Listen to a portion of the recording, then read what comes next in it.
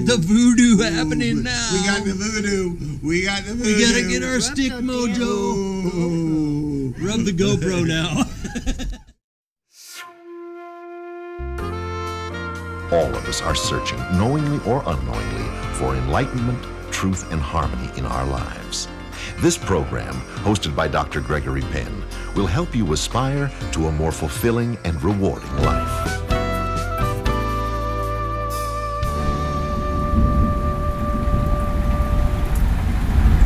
Hi everybody, we got a great show for you today with Dr. Penn.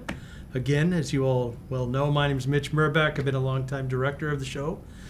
And today we're going to look at religion versus spirituality. Nice meaty topic. Boy, we're going to get in trouble now. What's the difference? Well, religion is about dogma, okay?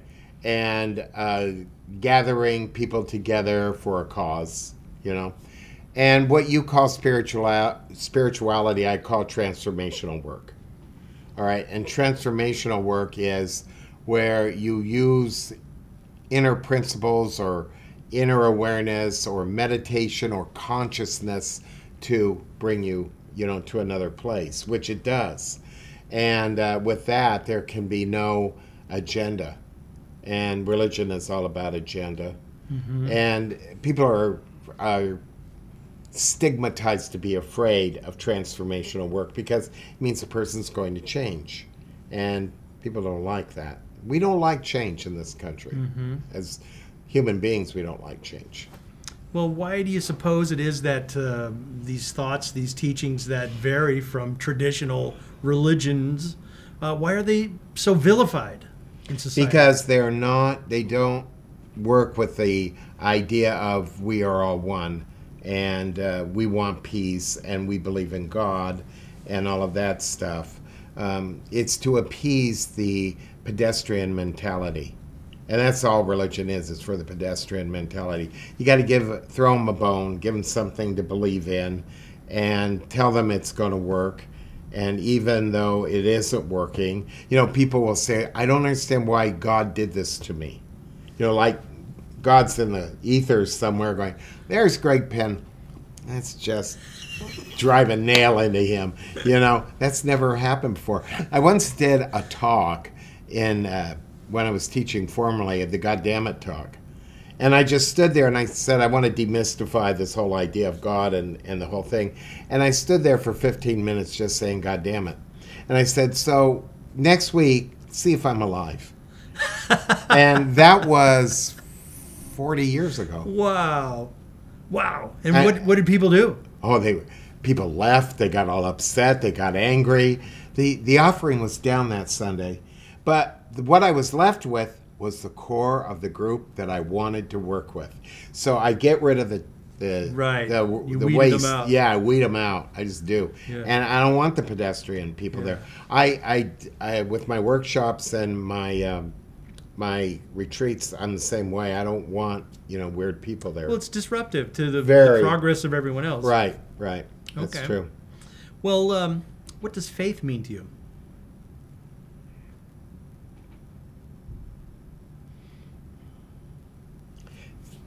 Usually people attribute faith to belief. Yeah, you have to believe, then you have faith. Faith is the way you live. Do you live towards being authentic, towards love, towards the state of awakening, or do you only believe it's possible but never go and make your life, shift your life, live your life in the faith?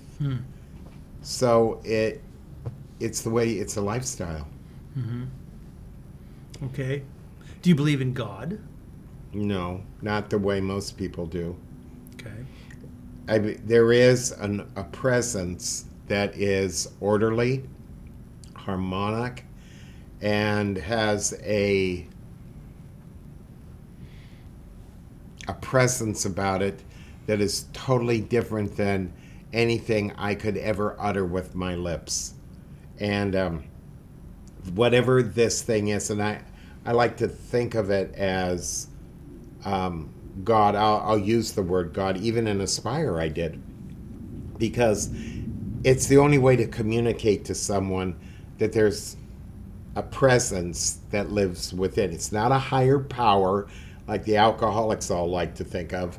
It's not any of that. It's just the presence of life. And whatever that is and its origins, I have no idea. But I do know it exists because I have found it within me. Mm-hmm. But I have no idea what to call it. And I don't need to. Right. God's not up for interpretation by Greg Penn. Okay. End of statement. Cool. It's bigger than that. Yeah, much bigger than he can handle. Well, let's see what your younger self had to say on this topic from Easy for You to Say. Here you go. Take a look. Consider again, if you can just take a moment and feel it for a moment. See how you love and what keeps you from your journey. What has kept me from understanding the core of my life, the beauty of my life, the significance of my life, has not been my intellectual and philosophical concepts, the things that I invented, my brain power. It's been how I've loved. Would I be willing to let and allowing enough to let nature take its course through me, to let God come through me, rather than me trying to invent my idea about what is right and wrong, what is good and bad, to fit what it is that would make me feel loved, make me feel comfortable. Oh, that young man. How did he ever get out of it? I mean, he should have been whacked long ago. That everything he said is true. It's about the nature of life, the order of life, and it is about how I love you. When Jesus said God is love, I agree. God is love. But what is love now? Now we got to get into that. And that's not, again, as we've talked about in other programs, and I talked about all through Aspire, there's not something you can define.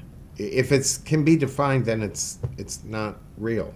Mm-hmm. It's the inexplicable that's so important. And as you said earlier, earlier episode, that our conception of love is so much more shallow of the actuality of it. It's so true. But I love what Buddha said. See how you love and what keeps you from the journey. He didn't say see how you think, see how you believe, see what your faith. He didn't do any of that. How you love. Well, here's a question for you. In organized religion, Ooh. There are popes and preachers, ministers and monks, all manner of clergy, ritual and doctrine. Mm-hmm. For the sake of pure spirituality, or what you call transformational connection to God, whatever that is, does a person really need to have an authentic teacher? Yes. Yes, even the Buddha talked about this. No one can do this on their own. Buddha had several teachers. Jesus went away. There were the years where it was undocumented where he was. I've been to India. I have supposedly seen where he lived with the Assyrians, and he must have known them because he spoke in Sanskrit and referred to everything through Sanskrit and even repeated it. So, yeah, you need a teacher. If you think you can do it on your own, you're fooling yourself. It's another one of those narcissistic, cynical beliefs that people have about their own nihilism and everything. So, yeah, you need a teacher that's bold enough to tell you when you're full of poop. Well, didn't Buddha go off on his own? Yes. And find it on his own? No, he was taught how to meditate. He was taught the Vedas and all of that. He knew all of that. But what he did, which is what I teach my students, is you have to find it for yourself within. And just because there weren't a lot of people around him, he was the teacher. He gathered students, Mm-hmm. So it isn't that. It's more the idea that people need structure and they need to be told what's right, what's wrong, what's good, what's bad, all of that. The Jim Jones thing, that's what people want. And religion, we have all these mega churches, and first of all, you got to entertain them to keep them there. You have to be constantly entertained and engaged. A little razzle-dazzle. Yeah, and a lot of emotionalism. Yeah. Yeah, and so, that's not the way, but, Well, talking about religion and how you used to be with the Unity Church. Unity movement, yeah. Unity I did. movement. And obviously you parted ways. Tell us about that. Well, boy, I grew up in Unity. I was a little boy, I grew up in it. And it was so different then than what it became. And as more and more people started becoming the guiding light for Unity after the Fillmores died, it became a different religion altogether. Charles Fillmore was, in his own right, I would say, a quasi-mystic, but he went off the deep end. He said he was going to live in his body forever, and he didn't. And there's a lot of crazy people that do that. And when you look at the Unity movement, what it was compared to what it is, I mean, I would look at the students that I was in my class, and they were insurance salesmen and frustrated housewives, and really, and when I separated, broke from the union, as it were, I got nothing but flack, lies, and deceptions from my colleagues. They were awful. And I thought, this is the Unity movement for me. And Unity is supposed to be, practical religion. That's what. There's nothing practical about Christianity. There is nothing. If you're into what Jesus taught, there is absolutely nothing practical. He breaks from everything. And I just thought, well, it was supposed to be open-ended, Unity. And it, all of my cues to go to India and everything were from books that I bought at Unity Village to show you how things changed. When I was a kid, and I would go back to Unity, we would go to the cafeteria, which doesn't exist anymore, and everything was vegetarian. Everything. And then few years later, I went back as a student, for ministerial school, and then there was chicken fried steak. Okay. Okay? And what they were doing was trying to get the locals to come to the, because there was all sorts of lies and myths about what happened behind those gates at Unity Village, running around naked doing drugs or something, and that wasn't true. So then now they have wine and they don't have a cafeteria per se like they used to, and they serve hamburgers. So they're just trying to cast a bigger net, so to speak. Oh Yeah. yeah, you got to make some money. Yeah. Wow. I know. So I decided rather than going big, I'll go small. Right. Cool. And that's exactly what I did. And I love Unity. It was home base for me, but it didn't turn out to be. They don't even have a ministerial school anymore per se, because people aren't interested. So what? They just go for a couple of sessions and they get a certificate. And I don't know. The criteria is you have to have a bachelor's degree, I think, and then you have to, I don't know, do it through your local Unity minister, which would be terrible. And everybody makes this out to be so frivolous, this inner work stuff. And Unity is not about inner work, in my opinion, and it's about religion. It's about hierarchy. You have to seduce your audience to like you. You have to look good. You have to be young. You have to be sexy or whatever. And you have to say things that make people, well, you worked with Terry Cole Whitaker, you have to say things that make them think prosperity, money, God wants you to be rich. Yeah. And that's not what this is all about. But there's a certain mental acuity that needs that kind of thing. I'm not of that mental acuity. I want transformation. I'm not, money is money. And well, certainly Jesus, Buddha, Lao Tzu did not set out to create religions. No, they didn't. And that's where it all falls apart, really. When somebody figured out how to make money off of all that, that's when it happened. And that's the mental acuity of our country.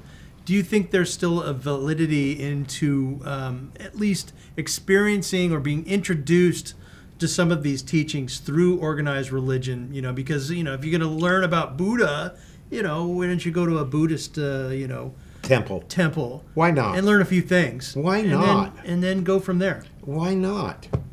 I don't have a problem with that. Why not? Why not? I think that's a great idea. If you're going to start off and you're kind of interested in it, go see what that's all about. But don't stop there.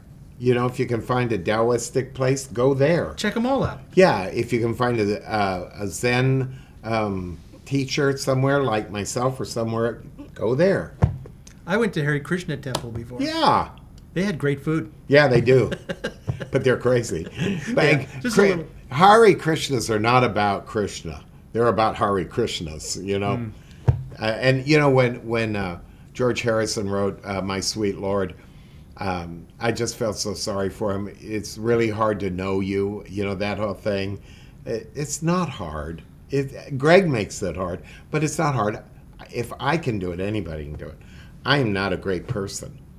I'm not. I'm just like you and anybody else in the world.